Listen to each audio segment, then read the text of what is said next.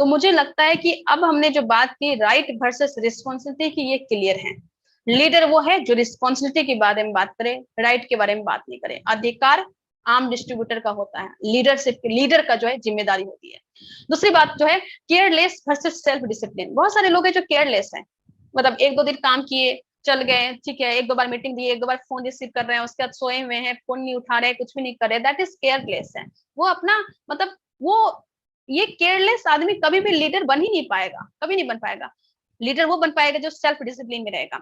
लाख लाख काम करने के बाद, लाख थकावट के बाद भी अगले दिन उसी एनर्जी में खड़े होके फिर से प्लान दिखाना, दैट इज सेल्फ डिसिप्लिन। 4 दिन 5 दिन नहीं सोइए आप, लेकिन उसके अगले दिन फिर से जो आपका रूटीन है कि आप एक आदमी को प्लान दिखाना है, उस एक आदमी को प्लान दिखाना, वो सेल्फ डिसिप्लिन है।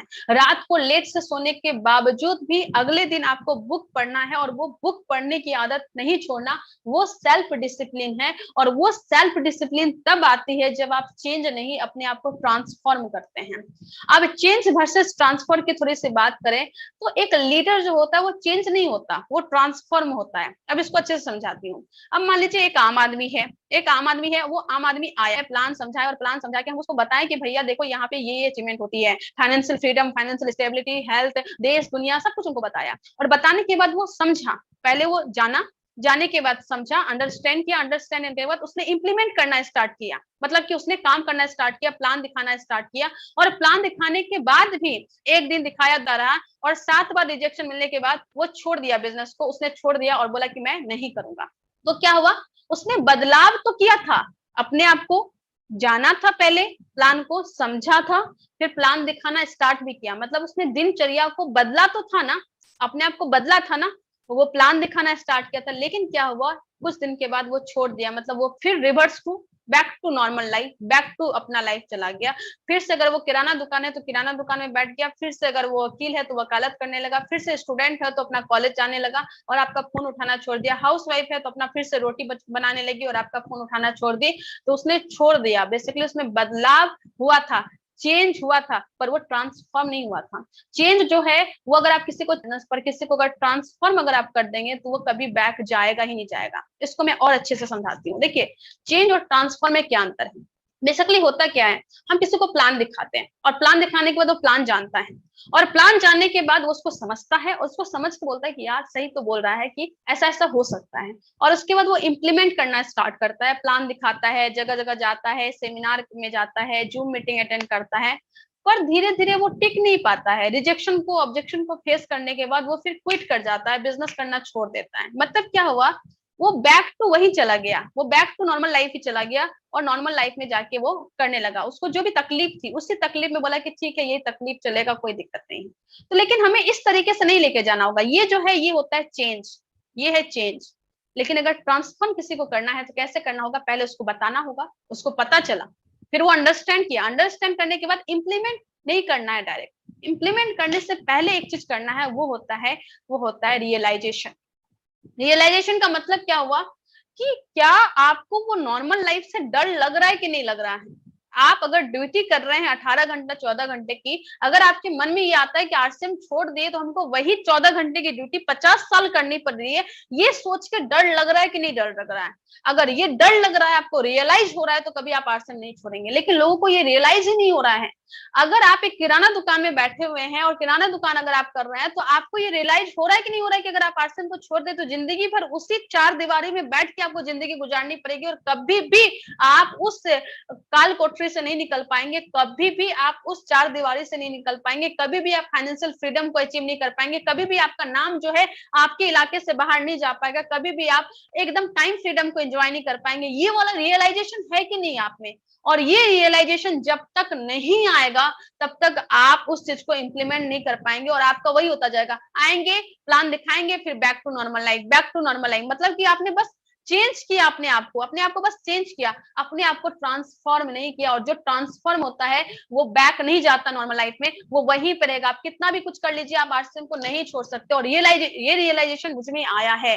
मैं आरसीएम के बिना अपनी लाइफ को जब इमेजिन करती हूँ तो मुझे डर लगता है कि यार मुझे वो 1 लाख 2 लाख की सैलरी के लिए जिंदगी भर काम करना पड़ेगा ना। बाबा ऐसा नहीं कर सकते। मेरा जो नाम इज्जत बना है आरसीएम में, मेरा एक इलाके में बन जाएगा, यार मैं ये लाइफ नहीं जी सकती। मुझे फिर से 10 to 5 एक कमरे में रह के एक कमरे में जॉब करना पड़ेगा, मैं ये नहीं कर सकती। मेरा एटीट्यूड अभी वैसा है ही नहीं, मैं वो सब नहीं कर सकती अब।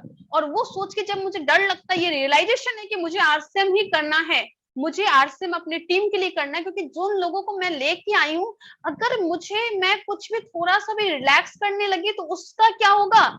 उसको जो मैंने सपने दिखाए कि मैं टेक्निकल अचीवर आपको बनवाऊंगी, मैं आपके साथ काम करूंगी, और 1 साल 2 साल नहीं, मैं जब तक जिंदा हूं तब तक मैं आरसीएम में 25 साल 50 साल देने के लिए मैं यहाँ पे हूँ, ये वादा मैंने उसको किया है। और अगर मैं रिलैक्स मूड में चली गई, कुछ काम नहीं किया, तो उसका क्या होगा। ये रियलाइजेशन मेरे में है, और ये रियलाइज करके मैं डर उठती हूँ कि मुझे ऐसा नहीं करना है। तो मेरी जो लाइफ है वो ट्रांसफॉर्म हो गई है, चेंज नहीं हुई है।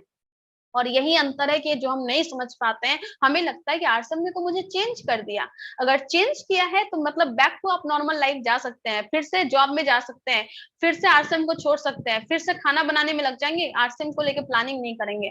आपको अगर सच में आरसीएम में बहुत बड़े मुकाम पे जाना है, दैट मीन्स आपको खुद को ट्रांसफॉर्म करना होगा। और ट्रांसफॉर्म करने के लिए आपके अंदर वो रियलाइजेशन आना चाहिए, वो डर घुसना चाहिए कि आरसीएम के बिना मेरी लाइफ क्या होगी। वो रियलाइज आपको करना ही करना पड़ेगा, अदरवाइज आप फिर बैक टू नॉर्मल लाइफ जाते जाएंगे, जो कि बहुत खतरनाक है। तो आज के बाद सिर्फ जानिए मत प्लान को, आरसीएम को सिर्फ जानिए मत, समझिए मत। आपको ये रियलाइज करना होगा कि आरसीएम के बिना क्या हो जाएगा। आपको वो डर आना चाहिए। आप जिस घर में अभी रह रहे हैं, उस घर से आपको ये लगना चाहिए कि इस घर में मुझे जिंदगी भर नहीं रहना है। और ये सोच के कि इसी घर में मुझे जिंदगी भर रहना है, आपके अंदर वो डर आना चाहिए, और वो डर आपको काम कराएगा। आपके बच्चे जिस स्कूल में पढ़ रहे हैं, और आपके दिमाग में ये चलना चाहिए कि मुझे इसी स्कूल में अपने बच्चे को नहीं पढ़ाना है, वो डर आपके अंदर आना चाहिए। जिस इलाके में आपको कोई नहीं जानता, हिंदुस्तान में कोई नहीं जानता, आपके अंदर ये सोचिए कि मतलब जिंदगी भर ऐसा होगा कि आपको कोई नहीं जानेगा। और ये सोच के अगर आपको डर नहीं लग रहा है, मतलब आप आरसीएम को छोड़ सकते हैं, मतलब कि आप आरसीएम को कभी भी छोड़ सकते हैं, कहीं भी बैक टू नॉर्मल लाइफ ले सकते हैं। आरसीएम के बिना जिंदगी सोच के अगर आपके अंदर वो डर नहीं आ रहा है, मतलब आपकी जो जिंदगी है वो ट्रांसफॉर्म नहीं हुई है, आपकी जिंदगी बस आरसीएम के आने से चेंज हुई है। और चेंज जो है रिवर्सिबल है, वो बैक टू आप उधर जा सकते हैं, लेकिन ट्रांसफॉर्म जो है वो इरिवर्सिबल है, आप उसको बैक नहीं कर सकते। आज कोई भी मुझे नहीं बोल सकता कि मैं आरसीएम छोड़ दूंगी, क्योंकि आरसीएम ने मेरी जिंदगी आके ट्रांसफॉर्म की है। और आरसीएम के बिना क्या होगा वो रियलाइज करके, वो सोच करके मेरी जो रोम रोम एकदम कांप उठती है। और इसलिए मैं ट्रांसफॉर्म हो चुकी हूँ आरसीएम को लेके, इसलिए मैं आरसीएम कभी भी नहीं छोड़ूंगी। तो आप चेक कीजिए कि आपकी जिंदगी ट्रांसफॉर्म हुई है या चेंज हुई है। आप अधिकार अधिकार करते रहते हैं या जिम्मेदारी की बात करते हो। जिम्मेदारी कुछ ना भी मिले तब भी कोई उठा ले, उसको सही लीडर कहते हैं। कोई आपको मान सम्मान नहीं दे, फिर भी आप वो जिम्मेदारी से काम करते रहे, उसको लीडरशिप बोलते हैं। और यकीन मानिए, ट्रस्ट कीजिए कि अगर आप जिम्मेदारी से काम करते रहे तो शुरुआत में 1-2 साल कुछ मिले ना मिले, लेकिन उसके बाद जो मिलेगा वो अतुलनीय होगा। उसको आप कभी भी कंपेयर नहीं कर सकते लाइफ से या किसी चीज से। उसके बाद जो मिलेगा कंपाउंडिंग इफेक्ट होगा, और बहुत बड़ा बड़ा मिलेगा।